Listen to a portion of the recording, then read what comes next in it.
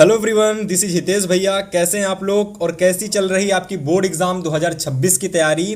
तो भैया देखिए, जितने भी स्टूडेंट 2026 में अपना पेपर देने वाले हैं इस बार, उन सभी स्टूडेंट्स के लिए मैं यह कहना चाहूँगा कि अगर आपको 2026 बोर्ड परीक्षा में साइंस जैसे यानी विज्ञान जैसे सब्जेक्ट में आपको यदि 95 प्लस स्कोर करना है तो सबसे पहले आपको पता होना चाहिए कि 2026 में हमारा पेपर भाई कैसा आने वाला है। ठीक है, आखिर हमारा जो पेपर है वह कैसा आने वाला है। और अगर आपको यह पता चल जाता है, साथ ही साथ आपको यह पता चल जाता है कि हमारे पेपर में कैसे कैसे क्वेश्चंस आने वाले हैं, तो मैं गारंटी दे सकता हूं कि आप बोर्ड परीक्षा में हर सब्जेक्ट में 95 प्लस ला सकते हो, है ना। तो आज की इस क्लास के अंदर माय डियर स्टूडेंट्स, मैं आपके लिए लेकर के आ गया हूं विज्ञान का ऐसा वायरल मॉडल पेपर जिसका कोड है भाई 801 HV। ठीक है, इस कोड को याद कर लेना। इस कोड के जितने भी क्वेश्चंस आज के इस क्लास में मैं बताने वाला हूं, सारे के सारे क्वेश्चंस को अच्छे से नोट कर लेना। 101% गारंटी है भाई कि यहां से, इस प्रश्न पत्र से, इस मॉडल पेपर से 101% आपके परीक्षा में क्वेश्चंस पूछे जाने वाले हैं। तो चलो भाई, सबसे पहले अगर मैं बात करता हूं पेपर की, तो भैया पेपर सेम ऐसा ही आएगा आपके पेपर में। सेम इसी तरीके का प्रश्न पत्र मिलेगा। यहां पर आप लोगों को अनुक्रमांक डाल देना है, नाम फिल कर देना है। ठीक है, अगर मैं पेपर की बात करता हूं भैया, तो पेपर आप लोगों को 3 घंटे 15 मिनट में समाप्त करना है। जो ये स्टार्टिंग के 15 मिनट मिलेंगे, इस 15 मिनट में सभी परीक्षार्थियों को, है ना, कह सकते हो प्रश्न पत्र पढ़ना है कि कौन सा क्वेश्चन हमारे प्रश्न पत्र में आया है, कौन सा क्वेश्चन हमको आता है और कौन सा क्वेश्चन हमको नहीं आता है। 70 नंबर का हमारा पूर्णांक होगा। तो चलो भाई, 70 में 70 कैसे लाने हैं चलिए देखते हैं, और सारे क्वेश्चंस अच्छे से भाई नोट जरूर कर लेना। तो चलो, सबसे पहले अगर मैं बात करता हूं इस पूरे प्रश्न पत्र की, तो देखो सबसे पहले प्रश्न पत्र में अगर आपको देखने को मिलेंगे, सबसे पहले वह हमारे बहुविकल्पी क्वेश्चंस होंगे। कैसे क्वेश्चंस होंगे भाई? वह हमारे सारे के सारे बहुविकल्पी क्वेश्चंस होंगे। और ये जो आपके बहुविकल्पी क्वेश्चंस हैं, ये टोटल आपकी परीक्षा में माय डियर स्टूडेंट्स, ये आपकी परीक्षा में टोटल 20 पूछे जाएंगे। कितने? यह टोटल आपकी परीक्षा में 20 आएंगे, यानी एवरी क्वेश्चंस का आपको 1 मार्क्स मिलेगा। कितना मार्क्स? 1 मार्क्स आपको एवरी क्वेश्चंस का मिलेगा। तो चलो भाई, सबसे पहले उपखंड का को डिस्कस करेंगे। और अगर मैं बात करता हूं हर एक टॉपिक वाइज, तो सबसे पहले आपके पेपर में भैया केमिस्ट्री पूछी जाएगी, या तो फिजिक्स आ सकती है या तो बायो आ सकती है। देखो यहां पर अगर मैं बात करता हूं तो सबसे पहले फिजिक्स पूछी गई है। ठीक है, सबसे पहले आपकी फिजिक्स पूछी गई है। तो चलो भाई, सबसे पहला फिजिक्स का क्वेश्चन देखो और इसका राइट आंसर बताने का सभी विद्यार्थी प्रयास करेंगे भाई। चलो, क्वेश्चन नंबर फर्स्ट कह रहा है कि कांच का अपवर्तनांक अधिकतम होता है, यानी जो हमारा कांच का जो अपवर्तनांक होता है वह सबसे अधिक किस कह सकते हो किस माध्यम के लिए होता है ना।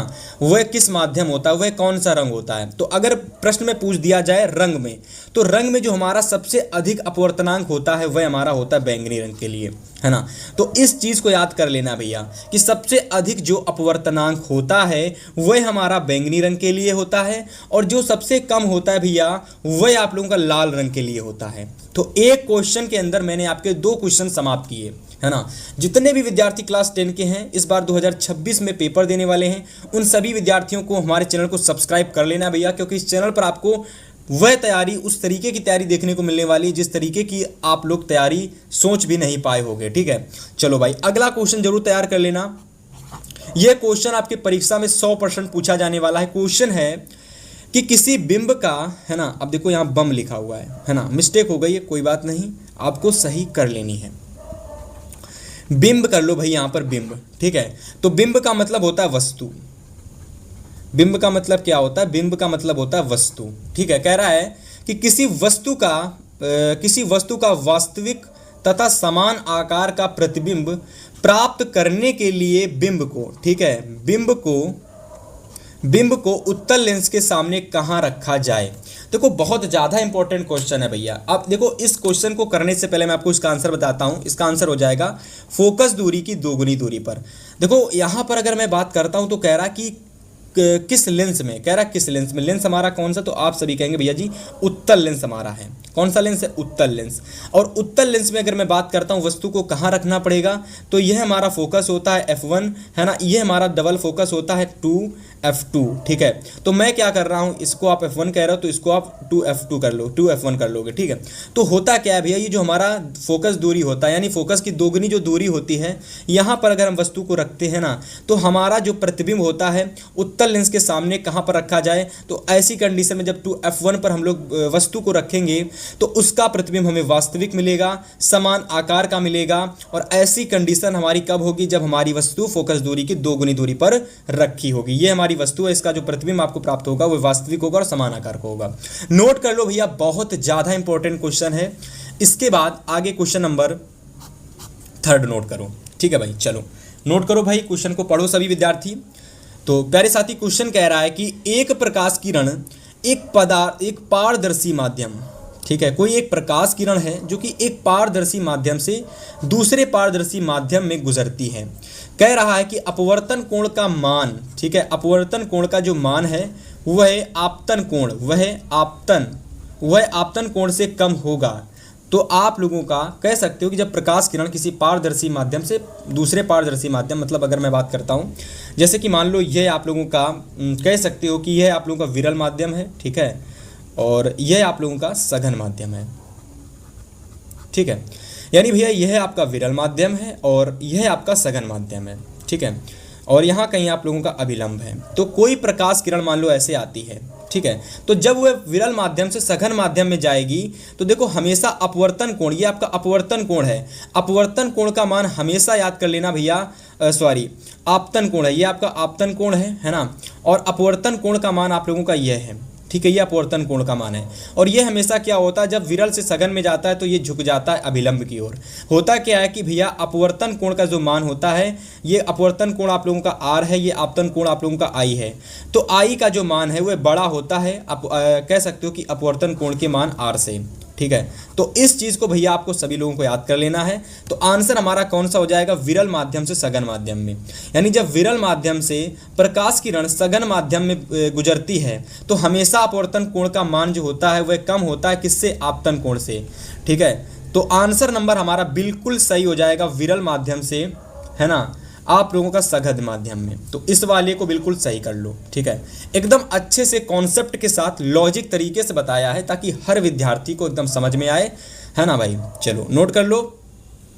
इसके बाद आगे का सारा क्वेश्चंस आपके सामने हम प्रस्तुत करते हैं। चलो भाई आगे अगर मैं बात करता हूं क्वेश्चन नंबर 4 की, तो यहाँ पर आप सभी को पता है कि हमारी फिजिक्स चल रही है, और फिजिक्स में मैं आपको एक चीज़ और क्लियर कर देता हूँ भैया, मैं सारी चीज़ें क्लियर कर दूंगा अगर आप हमारे साथ जुड़े रहते हो। डेफिनेटली आप बोर्ड एग्जाम में 95+ लेकर के आओगे, वो भी हर एक सब्जेक्ट में, ठीक है। चलो अब मैं जो बताने वाला हूँ ध्यान से सुनना। देखो फिजिक्स में क्या होता है भैया, फिजिक्स की अगर मैं बात करता हूँ, किसकी, फिजिक्स की, तो देखो भैया फिजिक्स में आपके क्वेश्चन जो होते हैं 3 से 4 तरीके से पेपर में आते हैं। सबसे पहला तरीका होता है आप लोगों का न्यूमेरिकल वाले क्वेश्चंस आते हैं, सभी को पता होगा भाई, ठीक है। इसके बाद जो दूसरे टाइप के क्वेश्चंस आपके परीक्षा में आते हैं वह आप सभी के डेरिवेशन टाइप क्वेश्चंस होते हैं, डेरिवेशन टाइप क्वेश्चन, ठीक है, जिसमें आप सभी का क्वेश्चन पूछ लिया गया था प्रकाश किरण से रिलेटेड कि इस तरीके से प्रकाश किरण जब दूसरे माध्यम में प्रवेश करती है तो वह किस माध्यम में उसका अपवर्तन कोण अधिक होगा, आपतन कोण कम होगा, है ना, और विचलन कोण, ऐसे करके डेरिवेशन वाले क्वेश्चंस आते हैं, जैसा अभी आपने एक पहले वाला क्वेश्चन देखा, है ना। परिभाषा वाले क्वेश्चंस आते हैं कुछ, ठीक है। कुछ क्वेश्चंस आपके ऐसे आते हैं एमसीक्यू में जिसमें आपको मात्रक पूछ लिया जाता है ना।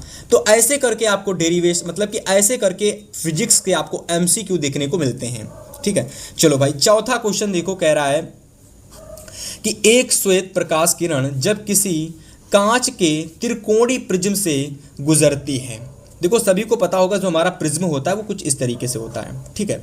अब हमारी कोई एक श्वेत प्रकाश किरण है जो कि किसी कांच के त्रिकोणीय प्रिज्म से होकर के गुजरती है, तो कह रहा है कि तब उसके रंगों में अलग अलग विक्षेपण होता है। भाई बिल्कुल है, एक प्रकाश किरण होती है हमारी सूर्य की, तो ये हमारी 7 रंगों में विभाजित हो जाती है, ठीक है। तो हमसे कह रहा है जो अलग अलग जो रंग में विभाजित होती है, ये अलग अलग प्रकार का विक्षेपण होता है, तो सबसे अधिक, है ना, सबसे अधिक विचलन, ठीक है, सबसे अधिक विचलन, तो सबसे अधिक विचलन किस रंग के लिए होता है। देखो भाई हमारे 7 रंग होते हैं, सभी को पता है ना। तो सबसे अधिक जो रंग विचलित होता है भैया वह आप लोगों का होता है बैंगनी रंग। वह कौन सा होता है, वह होता है बैंगनी रंग, ठीक है, इस बात को भैया सभी विद्यार्थी अच्छे से नोट कर लेना, माइंड में एकदम याद कर लेना कि भैया जब कोई श्वेत प्रकाश किरण जब किसी प्रिज्म से होकर के गुजरती है तो वह अपने 7 रंगों में विभाजित हो जाती है।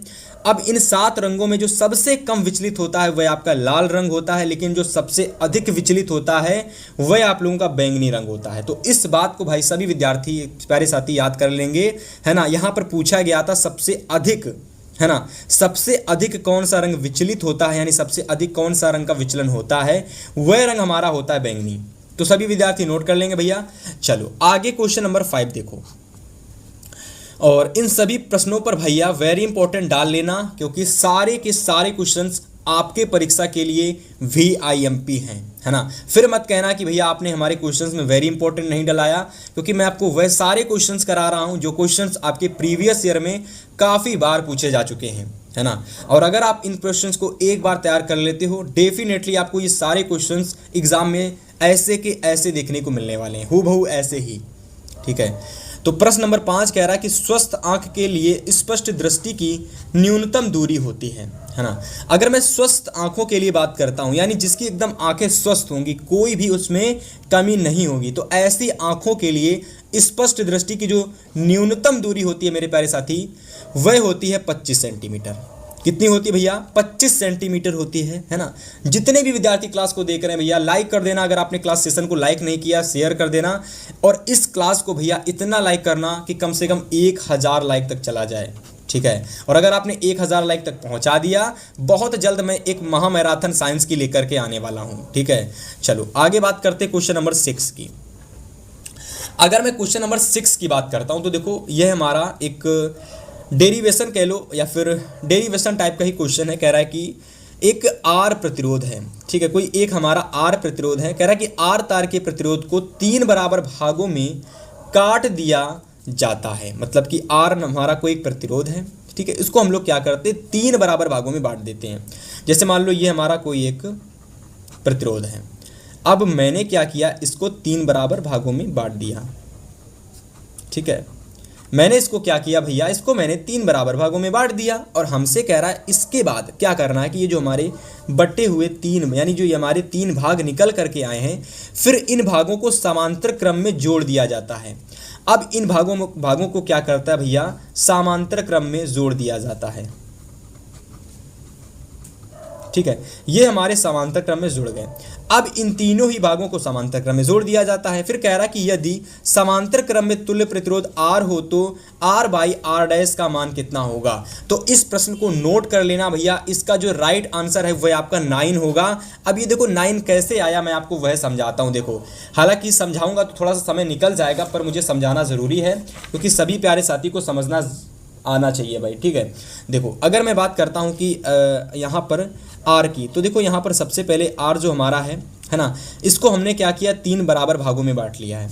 तो अगर मैं 3 बराबर भागों में बांटूंगा तो हमारा एक जो भाग है वो क्या निकल के आएगा, वो हमारा निकलेगा R/3 निकलेगा, ठीक है। अब मैं क्या करता हूँ, अब मैं अगर R' निकालूंगा, अगर मैं कोई नया R' निकालूंगा भैया, तो ठीक है, तो वह क्या निकलेगा, वह हम लोगों का निकलेगा कि अब जैसे देखिए आप यहाँ पर हमारा ये दे रखा है, ठीक है, ये हमारा ये दे रखा है। अगर मैं R' को निकालूंगा तो वह हमारा निकलेगा, सभी विद्यार्थी प्यारे साथी कहेंगे, तो सभी प्यारे साथी कहेंगे वह आप लोगों का निकलेगा भैया, कह सकते हो कि 3/R, ठीक है, प्लस 3/R प्लस 3/R। अब ये क्यों निकला, क्योंकि ये समांतर क्रम में है, और समांतर क्रम में सभी को पता है कि 1/R आता है। जब मैं 1/R लिखूंगा तो ये R आपका ऊपर चला जाएगा, ये R नीचे आ जाएगा, 3 ऊपर आ जाएगा, ठीक है।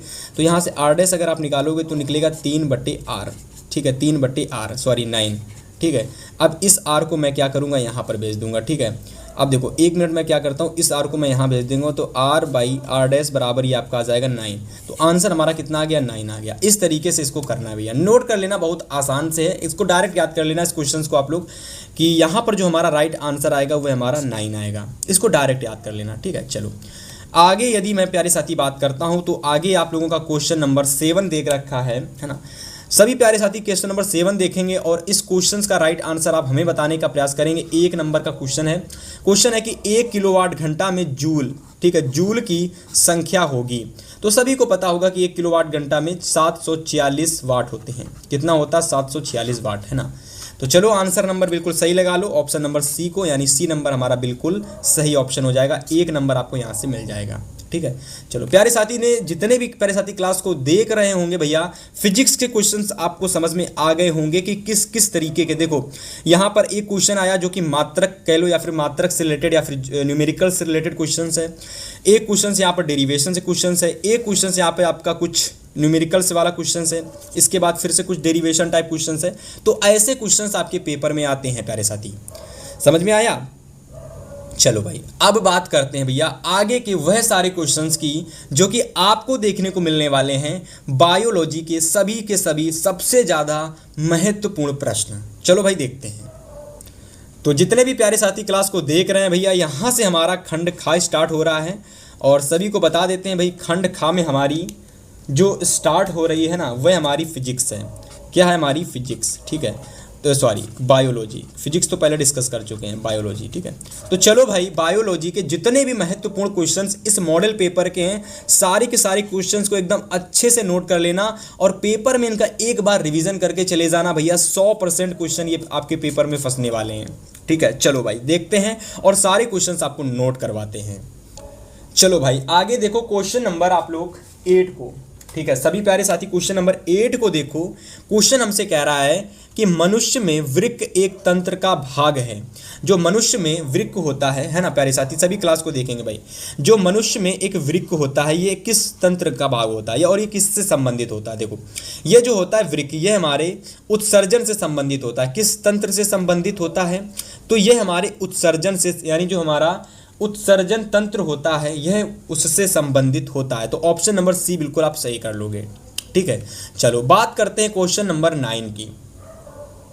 बात करते हैं क्वेश्चन नंबर 9 की। तो 9 नंबर क्वेश्चन कह रहा है कि फ्लोएम द्वारा भोजन का जो स्थानांतरण होता है वह आप लोगों का किससे होता है, यानी कैसे होता है, किसके रूप में होता है ना। तो जो फ्लोएम द्वारा, अगर मैं फ्लोएम की बात करता हूँ कि फ्लोएम द्वारा जो भोजन होता है भैया, इसका स्थानांतरण जो होता है ना, वो भैया किसके रूप में होता है? तो वह होता है, सभी प्यारे साथी याद कर लेंगे, सुक्रोज के रूप में। किसके रूप में होता है? सुक्रोज के रूप में, है ना। बहुत ज़्यादा वेरी इंपॉर्टेंट क्वेश्चन, मार्क डालो इस पे आप लोग। ये क्वेश्चंस आपके पेपर में 1 नंबर का 100% आएगा पेपर में, ठीक है। चलो क्वेश्चन नंबर आगे नोट करो। क्वेश्चन नंबर अगला क्वेश्चन नंबर कह रहा है, क्वेश्चन नंबर 10, कि इंसुलिन नामक जो हमारा इंसुलिन हार्मोन होता है ना, ये हार्मोन, ठीक है। तो इंसुलिन जो हमारा हार्मोन्स होता है तो ये किससे स्रावित होता है ना। इंसुलिन नामक हार्मोन जो होता है भैया वह हमारा किससे स्रावित होता है? तो सभी विद्यार्थी याद कर लेंगे कि वह हमारा स्रावित होता है ना, अग्नाशय से। कहाँ से? अग्नाशय से, ठीक है। तो एक अग्नाशय हटा लो भाई, एक को सही कर लो और इसको बिल्कुल आप लोग सही टिक लगा लो, यानी अग्नाशय से, ठीक है। चलो आगे देखो भाई क्वेश्चन नंबर 11। क्वेश्चन नंबर 11 कह रहा है कि निम्न में से कौन सा मादा जनन तंत्र का भाग नहीं है? अगर मैं मादा जनन तंत्र की बात करता हूँ, मादा जनन तंत्र की, ठीक है, बहुत इंपॉर्टेंट है, बार बार प्रश्न आता है पेपर में, है ना। 1 नंबर का हर साल क्वेश्चन आता है कि मादा जनन तंत्र का भाग निम्न में कौन सा नहीं है। 4 ऑप्शन है, अंडाशय दे रखा है, गर्भाशय दे रखा है, शुक्रवाहिनी दे रखा है, अंडवाहिनी दे रखा है। तो अगर मैं गर्भाशय की बात करता हूँ तो ये भी होता है जनन तंत्र का भाग मादा, और अंडाशय भी आपका मादा जनन तंत्र का भाग होता है ना। अंडवाहिनी भी होता है, लेकिन अगर मैं शुक्रवाहिनी की बात करता हूँ भैया तो यह हम लोगों का मादा जनन तंत्र से संबंधित भाग नहीं होता है। तो ये हमारा बिल्कुल सही ऑप्शन हो जाएगा, क्योंकि यह शुक्रवाहिनी हमारा नर जनन तंत्र से संबंधित एक भाग होता है, ठीक है। चलो नोट कर लो भैया। इसके बाद आगे मैं प्रश्न नंबर 12 की बात करता हूं। तो 12 नंबर क्वेश्चन कह रहा है कि पुष्प की, यानी जो पुष्प के पराग कोष होते हैं इनमें क्या पाया जाता है? तो अगर मैं पुष्प के पराग कोष की बात करता हूं तो इसमें पाया जाता है भैया, सभी को एकदम अच्छे से याद कर लेना है कि इसमें पाए जाते हैं परागकण। क्या पाए जाते हैं भैया? इसमें पाए जाते हैं परागकण। यानी सिंपल शब्दों में अगर मैं बात करता हूं तो पराग कोष के अंदर क्या पाया जाता है? तो पराग कोष के अंदर पाए जाते हैं परागकण, ठीक है। नोट कर लो, बहुत ज़्यादा रिपीटेड वायरल क्वेश्चंस मैं करा रहा हूं और डायरेक्ट आपकी 2026 के पेपर में हिट करने वाले हैं। ठीक है, चलो भाई आगे क्वेश्चन नंबर 13 नोट कर लो। 30 नंबर क्वेश्चन नोट करो। कह रहा है कि इसको आप लोग हटा लो, इसकी जगह लिख लो युग्मनज, युग्मनज। ठीक है, तो युग्मनज में गुणसूत्रों की, ठीक है, युग्मनज में गुणसूत्र की संख्या होती है। ठीक है, तो युग्मनज में जो गुणसूत्रों की संख्या होती है वह होती है 2x। कितनी होती है? 2x। और ये टोटल कितने गुणसूत्र हैं? 46 होते हैं। इस बात को याद कर लेना, टोटल गुणसूत्रों की संख्या 46 होती है। ये जोड़ी की अगर पूछ दे कितने जोड़ी होते हैं, यह कितने जोड़ी होते हैं, तो आपको हमेशा याद कर लेना ये 23 जोड़ी होते हैं। संख्या इनकी होती है 46, लेकिन कभी कभी 2x, 4x, 3 और 3x या फिर इस रूप में दे रखा होता है। तो जब भी कभी ये x फॉर्मेट में दिखे, ऑप्शन में x फॉर्मेट दिखे, हमेशा आपको याद कर लेना भैया कि आपका 2x ऑप्शन बिल्कुल राइट होगा, है ना। इस वाले ऑप्शन को आपको बिल्कुल राइट कर लेना है। चलो भाई आगे के सारे क्वेश्चंस देखते हैं और बात करते हैं, क्योंकि अभी आपकी केमिस्ट्री आनी भी बाकी है ना। तो देखेंगे कि केमिस्ट्री के कैसे कैसे क्वेश्चंस आपके पेपर में आते हैं। चलो भाई देखते हैं। चलो भाई आगे क्वेश्चन पढ़ो। देखो क्वेश्चन हमसे आगे क्या कह रहा है। क्वेश्चन कह रहा है, देखो यहाँ पर हमारा उपखंड ग स्टार्ट हो चुका है। ठीक है, और यहाँ पर मैं आप सभी को बता देता हूँ कि यहाँ पर आप सभी लोगों की केमिस्ट्री पूछी गई है। क्या पूछी गई है? केमिस्ट्री। ठीक है, तो क्या पूछी गई है? केमिस्ट्री। तो जितने भी केमिस्ट्री के वायरल क्वेश्चंस हैं, यानी ऐसे क्वेश्चंस हैं जो परीक्षा में आपके बिल्कुल 100% आने वाले हैं, है ना, ऐसे क्वेश्चंस आपको बताते हैं भाई। तो सबसे पहला क्वेश्चन सभी विद्यार्थी क्वेश्चन नंबर 14 को नोट करेंगे, वेरी इंपॉर्टेंट डाल करके भाई, वेरी इंपॉर्टेंट डाल करके क्वेश्चन नंबर 14 को नोट करेंगे। और कह रहा है क्वेश्चंस, कह रहा है कि निम्नलिखित में से कौन सी एक दहन अभिक्रिया है। आपको यहां पर यह बताना है कि इनमें से हमारी दहन अभिक्रिया कौन सी है। बहुत ज़्यादा वायरल क्वेश्चन, मतलब बहुत ज़्यादा इंपॉर्टेंट क्वेश्चन है। देखो हमेशा याद कर लेना कि जब भी कभी दहन अभिक्रिया की बात होगी, वहाँ हमेशा उत्पाद जब बनेगा ना, जब भी कभी उत्पाद बनेगा तो उसमें हमेशा आप लोगों का ऊष्मा निकलेगी और ऊष्मा के साथ साथ प्रकाश भी आपको निकलेगा। ये दो चीज़ें आप लोग देख लेना, बस उसको टिक लगा देना। बस ये दो चीज़ें देख लेना उत्पाद के अंदर, है ना। जो लेफ्ट साइड यानी जो राइट साइड चीज़ें बन रही होती हैं उसको उत्पाद बोलते हैं। ठीक है, बस उत्पाद में दो चीज़ें आपको देखनी है कि ऊष्मा और प्रकाश कहाँ पर निकल रहा है। देखो अगर मैं बात करता हूँ तो ऊष्मा और प्रकाश देखो यहाँ पर पहले वाले में कहीं नहीं निकल रहा है। ठीक है, दूसरे वाले में देखो हमारे दो उत्पाद बन रहे हैं लेकिन यहाँ कहीं भी ऊष्मा प्रकाश नहीं है, तो ये दोनों हमारे गलत हो जाएंगे। ऐसे ही अगर मैं सी नंबर ऑप्शन की बात करता हूँ तो देखो यहाँ पर CO2 और H2O के साथ साथ, ठीक है, ऊष्मा निकल रही है और आपका प्रकाश भी निकल रहा है, यानी ऑप्शन नंबर सी में अगर आप देखोगे हमारी दहन अभिक्रिया हो रही है। ठीक है, जिसमें हमारा ऊष्मा और प्रकाश दोनों उत्सर्जित हो रहे हैं। तो मैं क्या करूंगा, इस सी को बिल्कुल सही टिक लगा दूंगा। ठीक है, एकदम अच्छे से तैयार कर लेना। जहां हमारी दहन अभिक्रिया होती है वहां हमारा ऊष्मा और प्रकाश उत्सर्जित होता है। ठीक है, और ये रिएक्शन भी तैयार कर लेना। इस रिएक्शन को भैया हम लोग बोलते हैं दहन अभिक्रिया। क्या बोलते हैं? इस बोलते हैं दहन अभिक्रिया। और दहन अभिक्रिया में क्या होता है कि जब मीथेन की क्रिया ऑक्सीजन से कराते हैं तो इसका दहन होता है और दहन के फलस्वरूप कार्बन डाइऑक्साइड बनती है, जल निकलता है और इसके साथ साथ ऊष्मा एवं प्रकाश भी उत्सर्जित होता है, और इसको हम लोग बोलते हैं दहन अभिक्रिया। तो नोट कर लेना, ये क्वेश्चन आपकी परीक्षा में 2 नंबर में भी पूछा जाएगा, है ना। 1 नंबर में तो निश्चित है, 2 नंबर में भी निश्चित है एकदम। ठीक है, तो छोड़ के बिल्कुल मत जाना भैया। ठीक है, चलो आगे देखो क्वेश्चन नंबर 15, है ना। 15 नंबर क्वेश्चन कह रहा है कि शुद्ध जल का पीएच मान होता है। सभी को पता है भैया कि जो हमारा शुद्ध जल होता है ना, ये हमारा कांस्टेंट वैल्यू होती है। कांस्टेंट वैल्यू यानी अगर मैं बात करता हूँ न्यूट्रल वैल्यू, तो इसका जो पीएच मान होता है वह 7 होता है, और अगर 7 से कम है तो वह हमारा अम्ल होगा, और 7 से यदि अधिक है ना, तो वह हमारा क्षार होगा। तो अगर मैं यहाँ पर बात करता हूँ कि शुद्ध जल के पीएच मान की, तो वह हमारा होता है 7। वह हमारा कितना होता है? वह हमारा होता है 7।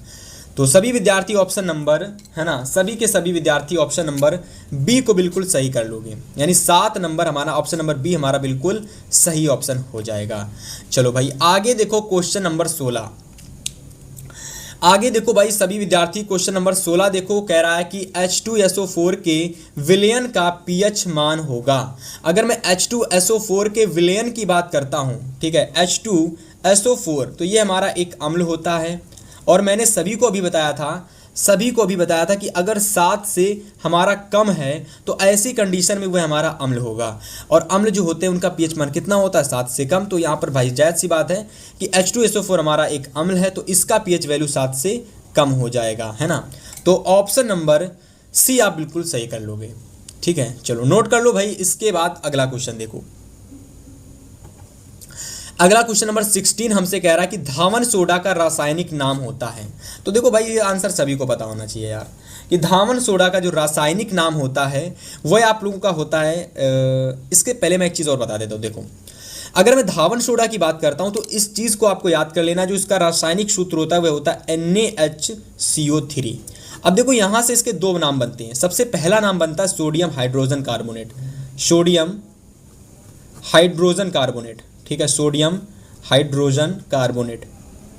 ठीक है, और इसके बाद जो दूसरा नाम बनता है वह आप लोगों का होता है सोडियम बाइकार्बोनेट, जो कि इसमें दे रखा है ऑप्शन नंबर सी में, है ना। तो ये हमारा बिल्कुल सही ऑप्शन हो जाएगा। यानी सोडियम बाइकार्बोनेट को हम लोग सोडियम हाइड्रोजन कार्बोनेट बोलते हैं, यानी ये दोनों इसके नाम होते हैं। और अगर मैं इसके रासायनिक फॉर्मूले की बात करता हूँ, रासायनिक सूत्र की बात करता हूँ, तो वह आपका होता है NaHCO3। तो याद कर लो, 3 तरीके से कैसे भी करके क्वेश्चंस आपके ऑप्शन में बना करके पूछा जा सकता है। याद कर लेना, धावन सोडा से रिलेटेड 3 तरीके से क्वेश्चंस आ सकता है। बहुत ज़्यादा वेरी इंपॉर्टेंट क्वेश्चन है ये आपके लिए। चलो भाई आगे देखते हैं। अगर मैं आगे क्वेश्चन नंबर 17 की बात करता हूं, तो देखो यहाँ पर हमसे क्वेश्चन नंबर 17 कह रहा है कि जल को जीवाणु रहित करने में उपयोगी पदार्थ है। अगर मैं जल की बात करता हूं तो जल के अगर मैं सूत्र की बात करता हूं तो देखो भाई, जल का जो सूत्र होता है वह आपका होता है H2O। और आपको कह रहा है कि जल को जीवाणु रहित करने के लिए, जल देखो एक चीज़ मैं आपको बता देता हूं कि जो हमारा जल होता है इसको हम लोग बड़े से बड़े पैमाने में प्रयोग करते हैं। जैसे कि स्विमिंग पूल में इसका इस्तेमाल किया जाता है। ठीक है, स्विमिंग पूल में, ठीक है, स्विमिंग पूल में इसका इस्तेमाल किया जाता है। और अगर मैं बात करता हूँ कि जो पानी की टंकी होती है ना, बड़ी बड़ी पानी की टंकी, उसमें इसका इस्तेमाल किया जाता है पानी का। तो बड़े पैमाने में जल का इस्तेमाल किया जाता है। तो होता क्या है कि जल में जीवाणु पड़ जाते हैं। अब इस जीवाणु को हम लोग कैसे बाहर निकालेंगे, क्योंकि पूरा पानी तो हम लोग फेंकेंगे नहीं, बर्बाद नहीं करेंगे भाई। तो उस पानी को स्वच्छ कर दिया जाता है, और वह पानी स्वच्छ होता है जीवाणु रहित करके। यानी उसमें जीवाणुओं को मार दिया जाता है और पानी स्वच्छ हो जाता है। और वह जो स्वच्छ किया जाता है पानी, वह होता है ब्लीचिंग पाउडर के द्वारा। तो ऑप्शन में आप बिल्कुल सही लगा लो कि ब्लीचिंग पाउडर, यानी ब्लीचिंग पाउडर के द्वारा जल को जीवाणु रहित किया जाता है। और अगर मैं बात करता हूँ ब्लीचिंग पाउडर के इस फॉर्मूले की, तो सभी को याद कर लेना है कि भैया इसका फार्मूला होता है CaOCl2। ठीक है, यानी CaOCl2 जो होता है ये आप सभी लोगों का ब्लीचिंग पाउडर, जिसको हम लोग विरंजक चूर्ण भी बोलते हैं, उसका फार्मूला होता है। तो याद कर लेना, इसको हम लोग विरंजक चूर्ण भी बोलते हैं। तो ऑप्शन में कभी कभी विरंजक चूर्ण भी दे सकता है, CaOCl2 भी दे सकता है, और आपका ब्लीचिंग पाउडर भी दे सकता है। तो अच्छे से एकदम तैयार कर लो भाई। ठीक है, चलो आगे देखो क्वेश्चन नंबर 18। क्वेश्चन नंबर 18 कह रहा है कि निम्नलिखित में से कौन सी धातु जो होती है ठंडे जल से क्रिया करती है। तो हमेशा याद कर लेना, जो ठंडे जल से 2 धातुएं क्रिया करती हैं, सबसे पहले होती है सोडियम Na, दूसरी होती है पोटेशियम K। तो ऑप्शन में देखो यहाँ पर पोटेशियम दे रखा है, तो ये हमारा बिल्कुल सही हो जाएगा। ठीक है, चलो आगे देखो क्वेश्चन नंबर 19 कह रहा है कि निम्नलिखित में से कौन सी धातु अम्ल से हाइड्रोजन विस्थापित नहीं करती है। देखो ऑप्शन में अगर मैं जाने से पहले इस चीज़ को और अच्छे से देखो बता देता हूँ, एकदम बारीकी समझ लो। अगर बात कह दे कि हाइड्रोजन से कौन सी हमारी धातु जो होती है वह विस्थापित इसको नहीं कर पाती है, तो वह धातु नहीं विस्थापित कर पाएगी जो कि भाई सक्रियता श्रेणी में, जो कि सक्रियता जो श्रेणी होती है, ये सक्रियता श्रेणी में जो भी धातुएं हाइड्रोजन से नीचे आएंगी वह हाइड्रोजन को विस्थापित नहीं कर पाएंगी, और जो धातुएं ऊपर आएंगी वह हाइड्रोजन को विस्थापित कर देंगी। अगर मैं बात करता हूं तो देखो यहाँ पर हमारी जो कॉपर धातु है ये हाइड्रोजन से नीचे आती है। ये क्या होती है, यह हाइड्रोजन से नीचे आती है, और इसी वजह से क्या होता है भैया कि यह हाइड्रोजन है ना, यह जो होता है कह सकते हो कि सभी विद्यार्थी कि यह विस्थापित नहीं कर पाती है। ठीक है, यह विस्थापित नहीं कर पाती है। तो ऑप्शन में आप बिल्कुल सही लगा लोगे। ठीक है, यानी निम्नलिखित में कौन सी धातु अम्ल से हाइड्रोजन विस्थापित नहीं करती है, तो कॉपर को आप बिल्कुल सही लगा लोगे, कॉपर को आप बिल्कुल सही लगा लोगे। चलो आगे क्वेश्चन नंबर 20 कह रहा है कि मेथेनल में क्रियात्मक समूह है। देखो यहाँ पर बात की गई मेथेनल की, बात की गई है मेथेनल की। अगर मैं मेथेनल की बात करता हूं तो हमेशा याद कर लेना कि जो मेथेनल में क्रियात्मक समूह लगा होता है वो सिंगल बॉन्ड में CHO होता है, सिंगल बॉन्ड में CHO। इसको एल्डिहाइड भी बोलते हैं। इसको क्या बोलते हैं? इसको भैया एल्डिहाइड भी बोलते हैं, एल्डिहाइड, है ना, इसको एल्डिहाइड भी बोलते हैं। तो इस चीज़ को आपको याद कर लेना है। उम्मीद करते हैं भैया जो आपने यहाँ पर ये 20 क्वेश्चंस देखे, जो मैंने आपको ये 20 क्वेश्चंस समझाए, अगर कोई भी प्यारा साथी, है ना, कोई भी प्यारा साथी इन 20 क्वेश्चंस को, है ना, इन 20 क्वेश्चंस को मेरे द्वारा बताए गए 20 क्वेश्चंस को एक बार वेरी इंपॉर्टेंट डाल करके आज तैयार कर लेता है, आज के आज ही तैयार कर लेता है और साथ ही साथ इनका रिवीजन करता रहता है, तो भाई साहब आपको कम से कम 10 से 15 क्वेश्चंस पेपर में देखने को मिलेंगे। ठीक है, चलो भाई आगे बात करते हैं।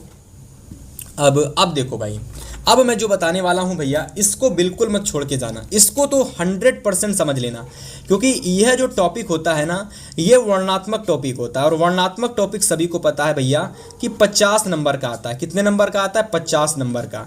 तो देखो 50 नंबर तो भाई बहुत ज़्यादा होते हैं, है ना, और हमारा टारगेट ही है हमको 70 में 70 पेपर करके आना है, यानी 70 में 70 लाने का पूरा प्रयास करना है। तो 70 में 70 तभी आएगा ना जब आप 50 नंबर पर अच्छे से फोकस करोगे। ठीक है, तो देखो 50 नंबर आपके कैसे, 50 में लगभग आपको 48 कैसे आएंगे, 45 कैसे आएंगे। तो चलो बात करते हैं और सारे इंपॉर्टेंट क्वेश्चंस को आपको सामने प्रस्तुत करते हैं, है ना। तो चलो सबसे पहले डिस्कस करेंगे खंड का को, है ना, और जिसमें मैं आपको बताने वाला हूँ, सबसे पहले मैं आपको यहाँ डिस्कस करने वाला हूँ भाई केमिस्ट्री को। सबसे पहले मैं केमिस्ट्री को डिस्कस करूंगा। तो चलो भाई सबसे पहले केमिस्ट्री को देखते हैं पहले क्वेश्चन को। पहला क्वेश्चन कह रहा है कि निम्न अभिक्रिया पर टिप्पणी लिखिए, है ना। पहला देखो जो क्वेश्चन आपके पेपर में आएगा भैया प्यारे साथी, वह क्वेश्चन आपका 4 नंबर का होगा। पहला क्वेश्चन 4 नंबर का होगा, जिसमें 2-2 नंबर के 2 क्वेश्चन होंगे। 2-2 नंबर के कितने क्वेश्चन होंगे? 2-2 नंबर के 2 क्वेश्चन होंगे। तो देखो सबसे पहला क्वेश्चन आपको दे रखा है कि खनिज तथा अयस्क की परिभाषा लिखिए। खनिज क्या होता है, अयस्क क्या होता है, 2 नंबर का क्वेश्चन है। तो आपको खनिज डाल करके, है ना, इसकी डेफिनेशन लिख देनी है और अयस्क डाल करके इसकी डेफिनेशन आपको तैयार कर लेनी है। और ये जितने भी आपके 50 नंबर वाले मैं क्वेश्चंस करा रहा हूँ, इन सभी क्वेश्चंस का आंसर आपको भैया गूगल का जो एक फॉर्मेट आ गया है अब प्रेजेंट टाइम में, गूगल का एक जो फॉर्मेट आया है लेंस वाला, AI लेंस, वहाँ से आपको सारे क्वेश्चंस सर्च करके इनका आंसर आपको तैयार कर लेना है। ठीक है, तो पहला क्वेश्चन नोट कर लो, खनिज और अयस्क की डेफिनेशन बहुत इंपॉर्टेंट है ना। आगे बात करते हैं क्वेश्चंस की। चलो भाई आगे देखो, आगे जो हमारा अगला क्वेश्चन है सेकंड, है ना, ये 2 नंबर का क्वेश्चन है और यहाँ कह रहा है कि कॉपर के 2 मुख्य अयस्कों के नाम और सूत्र लिखिए। अगर मैं कॉपर के 2 प्रमुख अयस्क की बात करता हूँ, तो जैसे अगर आप ले सकते हो तो CuO2 ले सकते हो, CuO2 एक अयस्क हमारा ये हो जाता है। दूसरा अयस्क आप लोग CuSO4 ले सकते हो, कॉपर सल्फेट, है ना, CuSO4। तो ये 2 हमारे अयस्क हो गए। अब इन दोनों ही अयस्कों से मैं एक शुद्ध कॉपर कैसे निकालूंगा, है ना, मैं एक शुद्ध कॉपर कैसे निकालूंगा, उस चीज़ का आपको यहाँ पर एकदम अच्छे से कह सकते हो रासायनिक यानी रिएक्शन दे करके एकदम सूत्र बना करके लिखना है। आपको एक बार CO2 का सूत्र बना करके एकदम अच्छे से लिखना है ना, रिएक्शन करके, और एक बार CuSO4 से आप कॉपर धातु कैसे निकालोगे उसका आप लोगों को यहाँ पर एक अलग से रिएक्शन देना है। 2 रिएक्शन देनी है भैया, दोनों रिएक्शन दोगे 2 नंबर आपको मिल जाएगा। और वेरी इंपॉर्टेंट क्वेश्चन है आपके बोर्ड एग्जाम के लिए। जितने भी क्वेश्चन मैं करा रहा हूँ सारे के सारे very very most important question हैं और ये क्वेश्चंस आप लोग देख लेना, डेफिनेटली 100% गारंटी है पेपर में ज़रूर फंसेंगे। ठीक है, चलो सेकेंड नंबर क्वेश्चन नोट करो भाई। और यहाँ पर भी भैया 2 क्वेश्चन, 4 नंबर का क्वेश्चन है पर 2-2 नंबर के 2 क्वेश्चंस पूछे गए। तो पहला क्वेश्चन नोट कर लेना कि कार्बन की जो सर्वोत्मुखी प्रकृति होती है इसकी व्याख्या कीजिएगा, है ना। और दूसरा क्वेश्चन कह रहा है कि कार्बन की जो चतुष्फलकीय संरचना होती है इस पर टिप्पणी लिखिएगा। तो दोनों ही क्वेश्चंस कर लेना, 2-2 नंबर के क्वेश्चंस हैं। सारे क्वेश्चंस आपको AI फॉर्म जो आ गया है आपका गूगल वाला, है ना, तो गूगल के AI फॉर्म से वहाँ से सारे क्वेश्चंस के आंसर आपको एकदम बारीकी से तैयार कर लेने हैं। चलो भाई आगे क्वेश्चंस देखो 3 नंबर और यहाँ पर भी 2-2 नंबर के 2 क्वेश्चंस पूछे गए हैं, यानी 3 नंबर क्वेश्चंस भी आपका 4 नंबर का है ना। पहला क्वेश्चन तैयार कर लेना कि ऑक्सीकरण अभिक्रिया क्या होती है। एक उदाहरण देकर आपको इसको समझाना, यानी इसकी आपको रिएक्शन देनी है। सबसे पहले तो इसकी रिएक्शन देनी है और फिर इसका एक आपको उदाहरण यानी एग्जाम्पल भी दे देना है ताकि आपको 2 नंबर पूरे मिलें। ठीक है, अगला क्वेश्चन नंबर 2 नंबर का है कि अम्ल तथा क्षार एक दूसरे से किस प्रकार क्रिया करते हैं, वह आपको बताना है कि आपस में क्रिया करके क्या बनाते हैं। तो देखो भाई, आपस में जब ये दोनों क्रिया करते हैं लवण बनता है, इस चीज़ को आप याद कर लेना। अब ये एक उदाहरण देकर आपको समझाना, यानी एक रिएक्शन देकर के आपको इस क्वेश्चन को बताना है। 2 नंबर आपको पूरे मिल जाएंगे, ठीक है। चलो भाई आगे देखो, आगे क्वेश्चन नंबर जो 4 हमारा है, ये क्वेश्चन हमारे 6 नंबर का है।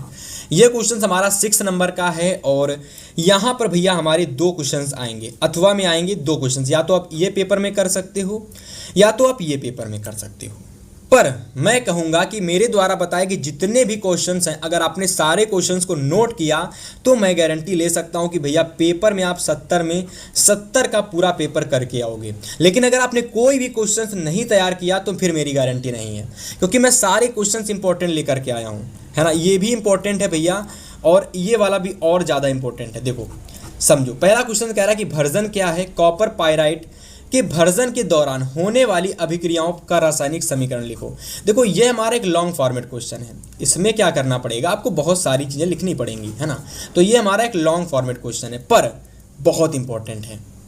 आप चाहो तो ये क्वेश्चन पेपर में एक कर सकते हो, लेकिन कभी कभी क्या होता है कि 2 क्वेश्चन में से हमें एक ही आता होता है, तो ऐसे में जो आपको आता है वह करना। और हमको क्या करना, हम दोनों तैयार कर लेंगे भाई, है ना। तो आपको देखो दूसरा क्वेश्चन है कि निम्नलिखित यौगिकों के संरचना सूत्र लिखो। अब देखो, अब भैया यहाँ पर जो हमारा ये दूसरा प्रश्न है ना, इसमें आपको 3 नाम दे दिए गए हैं, जैसे कि propane two all two hydroxy propanoic, या आप लोग नोइक कर लो, नोइक टू प्रोपेनोइक अम्ल, ठीक है, 2 हाइड्रोक्सी प्रोपेनोइक अम्ल, है ना। और तीसरा है कि 1,3 ब्यूटाडाइन। तो आपको ये तीनों के तीनों इसके तीनों के जो नाम दे रखे हैं, यौगिक दे रखे हैं, इनका आपको संरचना सूत्र बनाना है।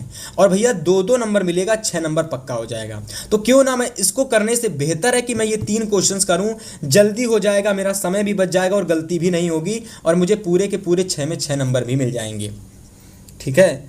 तो ऐसे करके आपको दिमाग लगा करके वह क्वेश्चंस करने हैं जो क्वेश्चन सरल हैं, आसान हैं और नंबर कटने की जिनमें चांसेस कम हैं, ठीक है। चलो भाई आगे बात करते हैं। आगे देखो, अब देखो बात करते हैं, अब अगला हमारा आ गया उपखंड। अब यहाँ से आपको बात करेंगे उपखंड खा की। देखो भाई उपखंड खा में हमारा जो पूछा गया है वो हमारा बायो है ना, बायोलॉजी, ठीक है। तो चलो भाई डिस्कस करते हैं बायोलॉजी के क्वेश्चंस और बताते हैं कि कैसे कैसे क्वेश्चंस आपको तैयार करने हैं। चलो भाई सबसे पहला क्वेश्चन देखो 5 नंबर का क्वेश्चन है, कह रहा है यहाँ पर अगर मैं बात करता हूँ तो पहला क्वेश्चन 5 नंबर क्वेश्चन 4 नंबर का क्वेश्चन है, पर इसमें हमारे 3 प्रश्न पूछे गए हैं। पहला क्वेश्चन हमारा 1 नंबर का है, दूसरा क्वेश्चन हमारा 1 नंबर का है, तीसरा क्वेश्चन हमारा 2 नंबर का है। तो सबसे पहला 1 नंबर का क्वेश्चन है कि हृदय क्या है, इसका कार्य बताइए। हृदय का आपको कोई एक कार्य लिख देना है, आपको 1 नंबर मिल जाएगा, ठीक है। अगला क्वेश्चन है कि लसिका और रक्त में कोई 2 अंतर लिख लो। आप लोग हेडिंग लगाकर कोई 2 अंतर लिख दोगे, ठीक है, आपको यहाँ पर 1 नंबर मिल जाएगा। अगला प्रश्न है कि स्वपोषी पोषण और विषम पोषी पोषण में क्या अंतर है। 2 नंबर का यह प्रश्न है, 1 नंबर का यह प्रश्न, 1 नंबर का यह प्रश्न। तीनों के तीनों प्रश्न आपको तैयार कर लेने हैं अभी एकदम, है ना, नोट कर लेना और वीडियो खत्म होने के बाद में सारे क्वेश्चंस का आंसर नोट करके तैयार कर लेना, ठीक है। चलो भाई आगे के क्वेश्चंस आपको सामने प्रस्तुत करते हैं और आपको बताते हैं तैयार करना है।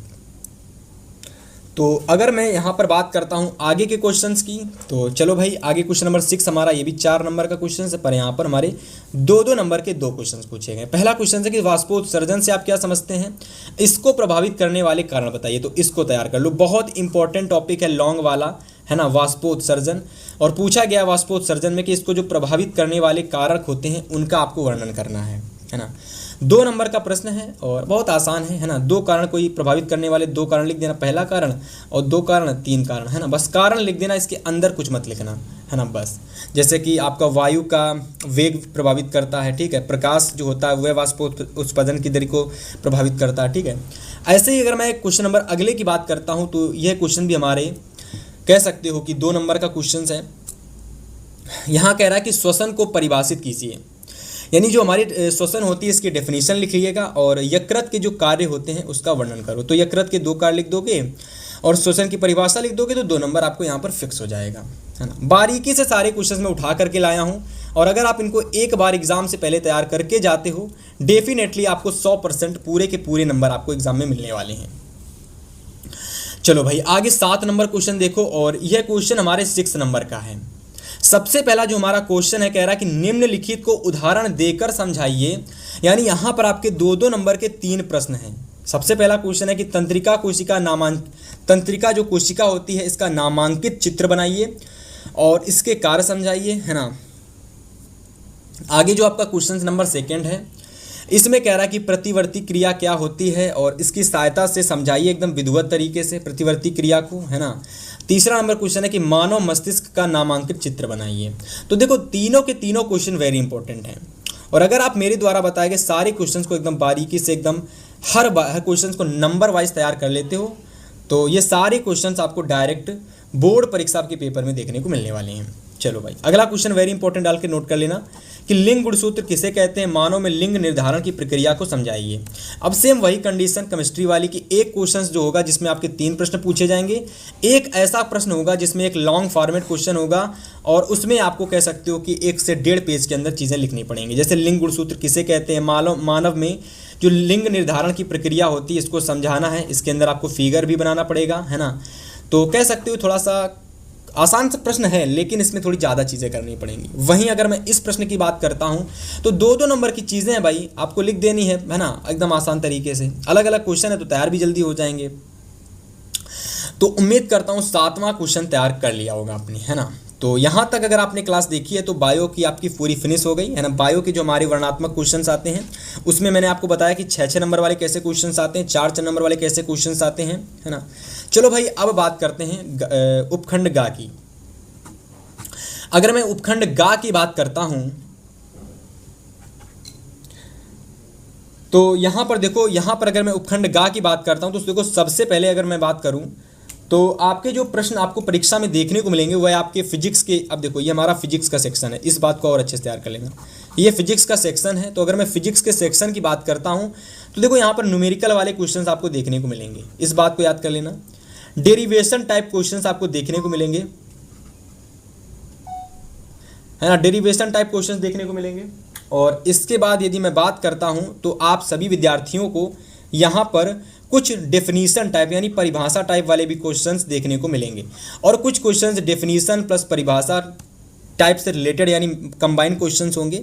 तो चलो भाई सबसे पहला क्वेश्चन देखो, सबसे पहला क्वेश्चन देखो, क्वेश्चन नंबर फर्स्ट, ये हमारा न्यूमेरिकल क्वेश्चन है, न्यूमेरिकल टाइप क्वेश्चन है ना। क्वेश्चन नंबर है, कह रहा है कि 1 मीटर लंबे विद्युत चालक में 2 एम्पियर की धारा बह रही है। एक कोई हमारा लंबा चालक तार है, कितने 1 मीटर का, कह रहा है कि इसमें 2 एम्पियर की धारा बह रही है। चालक को 2.5 N/A मीटर यानी 2.5 N/A मीटर तीव्रता वाले चुंबकीय क्षेत्र में 30 डिग्री के कोण पर, है ना, रखा गया है। तो चालक पर लगने वाला चुंबकीय बल जो हमारा B होता है इसकी आपको गणना, चुंबकीय बल जो हमारा F होता है इसकी आपको गणना करनी है ना। सॉरी, चुंबकीय क्षेत्र हमारा B होता है, चुंबकीय बल हमारा F होता है, तो इस F की हमको गणना करनी है। तो चलो भाई नोट कर लो, एकदम डायरेक्ट इस क्वेश्चन को स्क्रीनशॉट ले लेना और गूगल वाले जो AI फॉर्म होता है वहां से इस क्वेश्चन को एकदम अच्छे से तैयार कर लेना, है ना। तो चलो भाई आगे के सारे फिजिक्स के महत्वपूर्ण इंपॉर्टेंट क्वेश्चंस की बात करेंगे और सारे क्वेश्चंस आपको तैयार कर लेने हैं। चलो भाई आगे देखो 4 नंबर में हमारा अगला क्वेश्चन है, ये भी हमारा न्यूमेरिकल टाइप क्वेश्चन है ना। इसको भी आप नोट कर लो कि 2 ओम, 3 ओम और 5 ओम के 3 प्रतिरोध हैं, इनको श्रेणी क्रम में जोड़ा गया है।